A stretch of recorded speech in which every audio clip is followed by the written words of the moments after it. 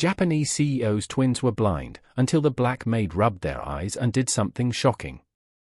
Ren, do you ever wonder what the sky looks like? The quiet question came from the lips of Kato Tanaka, a 12-year-old boy whose world had always been wrapped in shadow. His twin brother, Ren, sat beside him on the wide balcony of their father's penthouse apartment, his face tilting upward as though he could see through the blindness that bound them both. The twins had been blind since birth. Born into immense wealth as the sons of the formidable tech CEO Kenji Tanaka, they lived in a world of sterile luxury but carried the weight of a silent sorrow. Floor-to-ceiling windows revealed a city they could only hear, minimalist art adorned walls they could only touch, and a rooftop garden was filled with flowers they could only smell but never see. It was all wealth without wonder. Ren reached out, placing his hand over Kato's. "I think the sky feels like freedom," Ren whispered.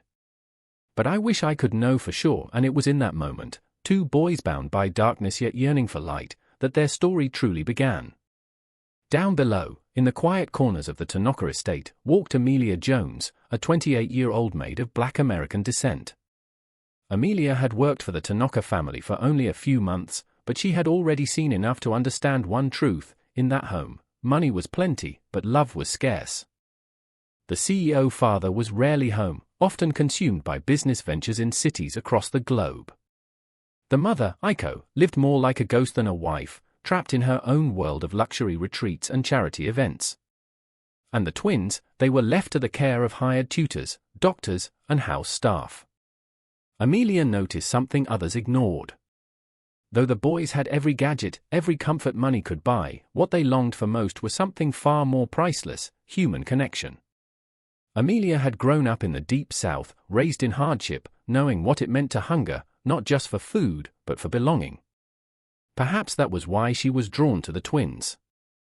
Every evening after her shift cleaning the upper hallways, she would pause by the balcony, listening to their conversations. They spoke of dreams they'd never seen, the shape of clouds, the shade of green in the grass, the sparkle of stars in the night. Amelia would bite her lip, aching with the weight of their innocence. To her, their blindness wasn't just physical, it was symbolic. They had been denied not just sight, but the love and presence of parents who should have nurtured them. One night, as she tucked them into bed, a task usually left to rotating nannies, Kato suddenly asked her, "Amelia, what's your favorite color?" She froze. It was such a simple question, but the gravity behind it shattered her. "Blue," she whispered, kneeling between their beds. "The kind of blue that makes you believe the world is bigger than your pain." And neither boy said a word, but Amelia heard Ren's breath hitch. And in that silence, she understood something. Maybe she was meant to be in their lives for more than just dusting shells and polishing glass. Kenji Tanaka was a man with everything yet nothing. The financial world hailed him as a tech visionary, but behind closed doors, he carried guilt like a chain. His son's blindness was, to him, a flaw in his legacy. He loved them in his way, but that love was tainted with shame. To avoid confronting his failure, he buried himself in work, leaving others to raise his children. He could buy cures, experimental treatments, and world-renowned doctors, but nothing had restored their sight. Each failed attempt only deepened his detachment. But fate has a way of using the least expected to do the greatest things. It was a stormy night when it began. Thunder rolled through the city, lightning flashing against the tall windows of the penthouse.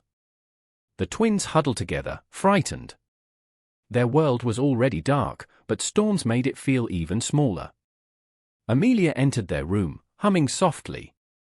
"Don't be afraid. Storms can be loud, but they also mean the earth is being washed clean." She sat beside them, placing one hand gently over Ren's eyes and the other over Kato's. It was a gesture of comfort, nothing more. Yet something stirred. Both boys gasped. "Amelia, what's happening?" Kato whispered. Her heart raced. "What do you mean?" I see light, just a little, like a flicker," Ren said, his voice trembling. Amelia pulled her hands back instantly, her chest tightening. She thought it was imagination, the desperate longing of boys who wanted to see so badly that their minds created illusions. But when she returned her palms to their eyes, the twins both let out a cry of astonishment. It's brighter now. I think I saw something move, Kato said, tears streaming down his face. Amelia was speechless. She wasn't a doctor, wasn't a healer. She was just a maid. And yet, in that moment, something impossible had happened. Over the following nights, the boys begged Amelia to do it again. Each time she pressed her hand gently to their eyes, they described more shapes, outlines, faint colors. At first, she dismissed it as their imagination. But when they both described the same things, the flickering of a lamp, the pale color of the curtains, Amelia realized this was no dream. But she was terrified. If the Tanokas discovered this, what would they think? She was just an employee, a maid whose contract could be terminated with a snap of a finger. They might accuse her of trickery, or worse. Yet, how could she deny the boys' hope? Each night, Amelia told the twins stories of her own childhood, of running barefoot in the summer grass, of watching fireflies from her grandmother's porch, of painting skies she could never forget. She painted pictures with her words, and as her hands pressed gently against their closed eyes, it was as though her memories became theirs. And slowly, piece by piece, the twins began to see, not fully, not yet, but shadows sharpened into shapes and darkness began to surrender to light. What Amelia did not know was that this secret would not remain hidden for long. What began as an act of comfort would spark curiosity, suspicion, and eventually a storm far greater than the one outside that night. Because miracles, especially those that touch the rich and powerful, never go unnoticed. One evening, as Amelia guided the twins through their nightly ritual, a shadow flickered outside the door. She didn't notice it, but someone else did. It was Mrs. Gable, the head housekeeper, a sharp-eyed woman in her 50s. She prided herself on order, discipline, and loyalty to the Tanaka name. She frowned as she lingered in the hallway, listening to muffled laughter. She distinctly heard Kato exclaim, "Amelia, I saw the candlelight flicker," followed by Ren's excited, "I can see the edge of your hair, your curls." Mrs. Gable's lips pressed into a thin line. Blind boys claiming to see? Impossible. Unless someone was filling their heads with nonsense. She walked away briskly, heels clicking against the polished floor. If Amelia was overstepping her boundaries, she would soon learn the cost. The breakthrough came unexpectedly one morning during lessons. Their tutor, a rigid man named Dr. Finch, placed a block puzzle before them, fully expecting failure. He had worked with them for years and had long since abandoned any faith in miracles. "Match the shapes by touch, as usual," he said curtly. But Kato hesitated. He tilted his head, squinting at the table. "Dr. Finch, I think I see the square piece." "It's right there, isn't it?" The tutor froze. "What did you say?" Kato reached forward, his hand hovering uncertainly, but guided by something beyond touch. His fingers landed on the square block. Ren clapped, grinning. "He saw it. I told you we can see now." Dr. Finch's face drained of color. His hands trembled as he gathered the puzzle pieces. "This is highly irregular." And just like that, whispers began. By evening, the estate buzzed with hushed conversations. The name on everyone's lips was Amelia. Mrs. Gable cornered her near the laundry room the next day. "Amelia Jones," she said sharply, her grey eyes narrowing. "What exactly have you been doing with the boys?" Amelia's throat tightened. I only take care of them. Tell them stories. Comfort them when they're afraid. Comfort." Mrs. Gable repeated coldly. "Is that what you call filling their heads with fantasies, making them believe they can see?" Amelia's eyes burned with restrained tears. "It isn't a fantasy. They're seeing things. I don't know how, but they are." Mrs. Gable scoffed. "Don't be absurd. You're a maid, not a miracle worker. Mark my words, girl. Whatever you're doing, it ends now." The turning point came when Kenji Tanaka returned from Tokyo. His arrival was always dramatic: sleek black cars, assistants with briefcases, the penthouse snapping into rigid order. He was a tall man with a commanding presence, his sharp suits making him look every bit the tech tycoon, but his eyes were cold and detached. At dinner, he noticed something strange. Kato and Ren were animated, describing things they shouldn't have been able to. "Father, your tie, it's dark blue, isn't it?" Ren asked suddenly. The room fell silent. Kenji froze, his fork halfway to his mouth. "What did you just say?" Kato chimed in, smiling. "And the city lights, they sparkle like stars.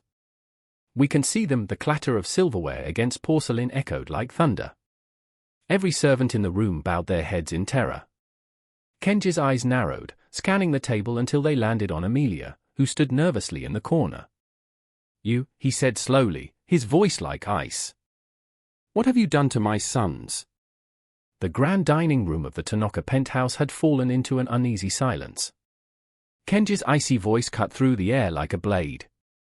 "Explain." Now Amelia froze where she stood, her hands fidgeting nervously with the edge of her apron. Kato broke the silence first. "Father, it's true. Amelia's been helping us. When she touches our eyes, we can see, at first just shadows, but now colors, shapes." Kenji's jaw tightened. He turned his gaze on Amelia. "Is this true?" Amelia swallowed, her voice barely steady. "Sir, I don't know how to explain it, but yes, they've been seeing things." "I've only enough." Kenji slammed his hand against the table, rattling the glassware. "You are a maid, Miss Jones. Do not insult my intelligence with fairy tales." The twins flinched at the sound, and Amelia instinctively stepped closer to them, her protective instinct overriding her fear. "Sir," she whispered, her voice trembling but earnest, "I swear I'm not lying. Something is happening. Whether you believe it or not, your sons are changing." Kenji Tanaka was not a man given to faith or sentiment. His empire was built on logic, precision, and control. He had spent millions on specialists and experimental treatments, all of which had failed. To think that some maid could achieve what the world's top doctors could not was preposterous. Yet, his son's excitement was undeniable. Within 24 hours, the penthouse was buzzing with activity. Kenji called in a team of neurologists, insisting on immediate evaluations. "Run every test," he ordered curtly. "I want to know what's happening." The doctors probed, scanned, and examined. After hours of tests, the lead physician shook his head. "There's no medical explanation," he admitted. "Their optic nerves still show congenital damage, yet their responses suggest they're beginning to process visual input. It appears psychosomatic, a trick of the mind." Kenji's gaze turned cold. "Or perhaps someone is manipulating them." His eyes slid toward Amelia. The next morning, Amelia was summoned to the study. Kenji sat behind a massive desk like a judge about to deliver a verdict. "I will ask you once, Miss Jones," he began, his voice even but dangerous. "What exactly have you been doing with my children?" Amelia took a shaky breath. "Nothing, sir. I comforted them. I told them stories. I placed my hands on their eyes to calm them, and somehow, they began to see it." Kenji leaned forward, eyes narrowing. "Do you expect me to believe you possess some power greater than science itself?" Her voice quivered, but she spoke the truth. "I don't claim to understand it, sir. All I know is that it's real, and it's giving your sons hope." Kenji leaned back. "Hope is dangerous. Hope breeds weakness. I will not have false promises poisoning my sons." Amelia's heart sank, but her gaze remained steady. "Sir, with respect, what you call weakness is the very thing keeping them alive inside. They don't need more doctors. They need love. They need belief." The air crackled with tension. No one had spoken to Kenji Tanaka like that in years. While Kenji interrogated Amelia, Aiko Tanaka remained curiously silent. The boy's mother was a woman of delicate beauty and distant demeanor. When news reached her that the twins claimed to be regaining sight, she returned unexpectedly. She entered the nursery late one evening, her perfume lingering in the air. "Darlings," Aiko said, her voice soft, almost rehearsed. "I heard the most remarkable thing." Kato nodded eagerly. "It's true. Amelia helped us. We can see shapes, colors. Aiko's painted lips curved into a smile, but her eyes betrayed unease. She glanced at Amelia. How curious, she murmured, and how inconvenient. Something in the mother's tone felt wrong. Not relief, not joy, but something darker. In the days that followed, pressure mounted. Kenji monitored Amelia closely, forbidding her from spending unsupervised time with the boys. Their newfound vision began fading when Amelia wasn't allowed near them. "Why won't father let you help us anymore?" Kato asked, tears streaming down his cheeks. "Because he doesn't understand," Amelia whispered. "People fear what they can't explain." One night, after everyone had retired, Kato crept out of bed, guiding Ren by the hand. They slipped quietly into Amelia's quarters. "Amelia," Kato whispered, shaking her awake. "Father says he's sending you away tomorrow." "We heard him. Please don't let him take you to." Amelia's heart stopped. Ren clung to her arm. "If you go, we'll be blind forever. Please help us one more time." Her chest ached. She pulled them close, her hands trembling as she placed them over their eyes. As she prayed silently, light seemed to pour through her palms. Both boys gasped. "I see it!" Kato cried. "Amelia, I see your face, your eyes, your tears." The next morning, Kenji stormed into Amelia's room, flanked by guards. The twins stood in defiance, trying to shield her. "Out of the way!" Kenji barked. "No!" Kato shouted. "She's the reason we can see." Kenji froze, his face twisting with rage and fear. He seized Amelia by the arm. "Enough of this witchcraft. You will leave this house today." As Amelia was led away, the twins clung to each other, their voices breaking with sobs. For the first time in years, Kenji Tanaka felt powerless. In the days following Amelia's forced removal, the penthouse felt colder than ever. Kato and Ren sat in silence more often now, their small hands clasped tightly. The world, which had begun to brighten, once again seemed to fade into shadow. "I can't see it anymore," Kato admitted one morning, tears brimming in his eyes. He had been staring at the city skyline where he once swore he'd seen the buildings in full outline.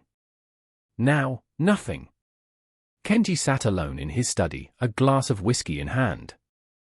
His son's words haunted him. "Your tie, it's dark blue, isn't it? The city lights, they sparkle like stars." He had dismissed it all as manipulation, but they had described things they could not have known. Aiko, however, wore triumph like perfume. To her, Amelia's removal was necessary. Love, in Aiko's world, was a weakness. "They'll forget her," she murmured to herself. Children are resilient. But Aiko underestimated the depth of their bond. The twins' vision blurred again. Without Amelia's touch, the miracle dimmed.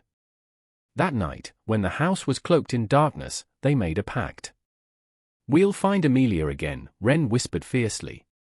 Meanwhile, Amelia sat in a small, cramped apartment across town. Her thoughts never left the twins. Each night, she clutched a small wooden cross her grandmother had given her, whispering their names in prayer. Rumors had begun to spread outside the penthouse. Whispers of a miracle. At charity galas, Aiko was cornered with questions. "I heard your sons are regaining sight. Is it true? Or was it the maid?" That last question always made Aiko's jaw tighten. One evening, a headline appeared in a prominent paper, "Tanaka twins rumored to regain sight, a miracle or myth." Kenji threw the paper away, but it was too late. The story was out. Inside the penthouse, tension reached a breaking point. The boys grew more defiant. "If you don't bring her back, we'll never forgive you," Ren shouted at his father during dinner. Kenji's face darkened, but for once, he did not raise his voice. He only stared at his sons, silent, as though something inside him was unraveling. The breaking point came during a visit from the doctors. "Regression," Dr. Finch muttered.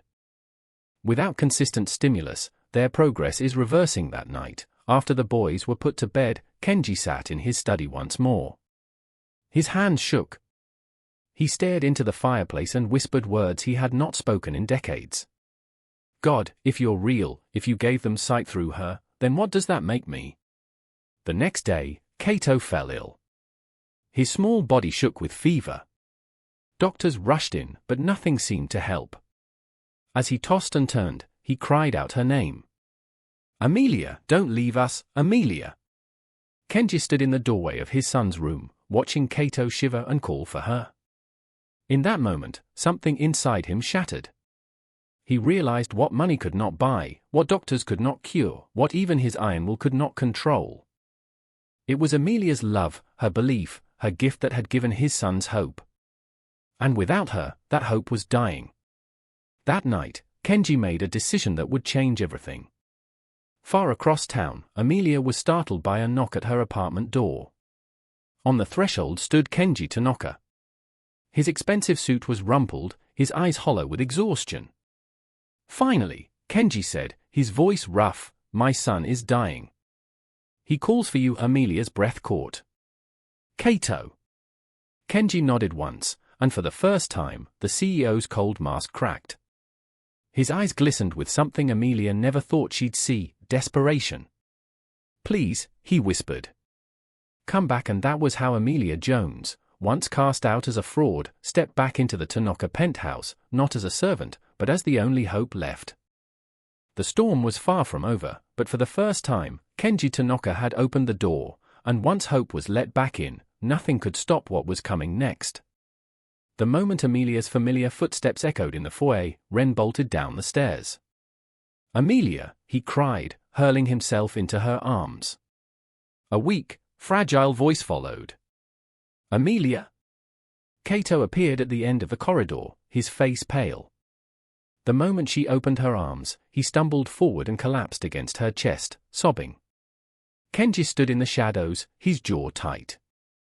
He had brought her back, but the sight of his sons clinging to her as if she were life itself made something burn inside him. That night, Amelia refused to leave Cato's bedside. She sang softly, stroking his hair until his fevered body relaxed. When dawn broke, something extraordinary happened.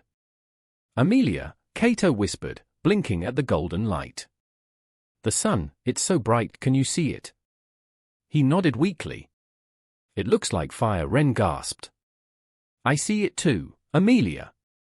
We can see it again." The miracle had returned. Aiko was far from convinced. She stood in the doorway of the nursery, arms folded. "They're children," she said coldly. "Do not fool yourself into believing you're some kind of miracle worker." Amelia met her icy eyes without flinching. "Call it what you want, but your sons are healing. And it isn't because of doctors. It's because of love." The word struck Aiko like a slap. "You will regret this," she whispered before sweeping out of the room. The following week, Kenji did the unthinkable. He summoned his entire staff, lawyers, and doctors. Amelia stood at his side as he declared, "My sons are regaining their sight. It is not due to medicine nor wealth, but to the care of Amelia Jones. From this day forward, she will remain under this roof, not as a servant, but as guardian to Cato and Ren." Aiko sat in silence, her hands curled into fists so tight her nails cut into her skin. Her world, perfect, polished, untouchable, was slipping away. By the time winter's first snow blanketed the city, Amelia had restored more than sight to the twins. She had given them joy, hope, and courage. But every miracle has its price, and soon the world beyond the gates would demand theirs. The media frenzy grew. A bold journalist broke through the estate security, cameras flashing wildly. "Amelia Caldwell, did you heal the Tanaka twins?" Photographs of Amelia shielding the terrified boys spread across the nation. The family was summoned before a panel of medical and ethical experts, a televised event dubbed the Miracle Inquiry. The room overflowed. "Miss Jones," the lead panelist said, "do you claim to have healed these children?" Amelia shook her head softly. "No, sir. I only loved them. I only believed they could see when no one else did." He continued, "Medical experts confirm their sight is returning." "How do you explain this?" Amelia smiled gently. "Perhaps love heals more than we know." The words, simple as they were, pierced through the crowd. Iko, seated at the back, nearly choked on her own rage. By the time the inquiry ended, Amelia was no longer just a maid. She was a symbol of hope. Returning home, Kenji called Amelia into his study. "You've made me look weak," he said flatly. "And yet," he continued, his voice cracking, "you've given my sons what I could not. You've given them life. And I owe you everything." In that moment, he was not a CEO, not a titan of industry, just a father brought to his knees by truth. The days that followed reshaped the Tanaka family. Amelia was no longer treated as a servant, but as family. Kenji began to spend evenings with his sons, learning the simple joy of listening. Aiko's downfall was quiet but complete. One bitter morning, she packed her things and left without a word. Years passed. The twins grew into young men, their sight fully restored. The story of their healing became a legend. One afternoon, as they sat on the rooftop garden, Kato turned to Amelia. "Why did you stay? Even when father sent you away, why didn't you give up on us?" Amelia smiled. "Because love doesn't give up. Not on the people it's meant for." Ren leaned against her shoulder. "Then we'll never give up on you either." Her heart swelled. In their words, she found her true reward. One evening, as the sun dipped below the horizon, painting the sky in hues of gold and crimson, the twins asked a familiar question. "Amelia," Kato said, his voice warm with gratitude, "are you an angel?" Amelia laughed softly, her eyes shining. "No, my love. I'm just someone who believed in you." But to them, and to the world that watched their story unfold, she was far more than that. She was proof that miracles live not in wealth, nor in science, but in love, unyielding and unafraid. And that truth would never be forgotten.